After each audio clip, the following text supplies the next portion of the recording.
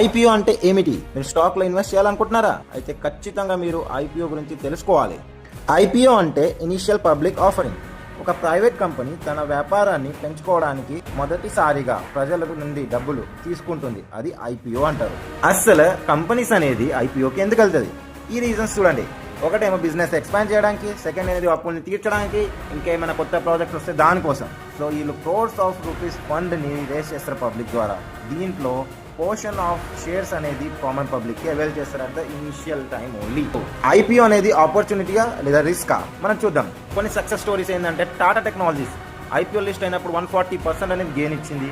Paras defence 168% ఇచ్చింది. కానీ కొన్ని ఫెయిల్యూర్స్ కూడా ఉన్నాయి. పేటిఎం ఐపీఓ అనేది మీకు లాస్ లో ఉండే, అలానే ఎల్ఐసి ఐపీఓ కూడా లిస్టింగ్ డేట్ లో లాస్ లో ఉండే.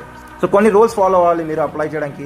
ఫియర్ ఆఫ్ మిస్సింగ్ అవుట్ అన్నట్టు అనుకొని తొందరపడి అప్లై చేయొద్దు. సో ఆ రూల్స్ ఏంటంటే ఐపీఓ చెక్ లిస్ట్, కంపెనీ ప్రాఫిటబులా, డెప్ట్ మేనేజబులా, ఫండ్స్ అనేది క్లియర్ అయినాయా, సెక్టర్ అనేది గ్రోయింగ్ సెక్టర్ అయితే, ప్రైస్ ఇది రీజనబులా కాదా, అన్ని 5 yes వస్తే అప్లై చేయండి. అన్ష్యూర్ ఉంటే సింపుల్ గా స్కిప్ చేయండి. సో మీరు కమెంట్స్ లో చెప్పండి, మీరు ఐపీఓకి అప్లై చేశారా, చేస్తే మీకు లాస్ అయిందా, గెయిన్ అయిందా.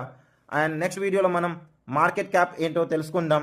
సో మరిన్ని ఇలాంటి వీడియోస్ కోసం సబ్స్క్రైబ్ చేసుకోండి స్టాక్ ఇన్ తెలుగు ఛానల్ని. మరి ఒక టిప్, ఐపీఓ కోసం మీరు జిఎంపీ గ్రే మార్కెట్ ప్రీమియం కూడా ఉంటుంది, అది కూడా చూసుకోవచ్చు. ధన్యవాదాలు.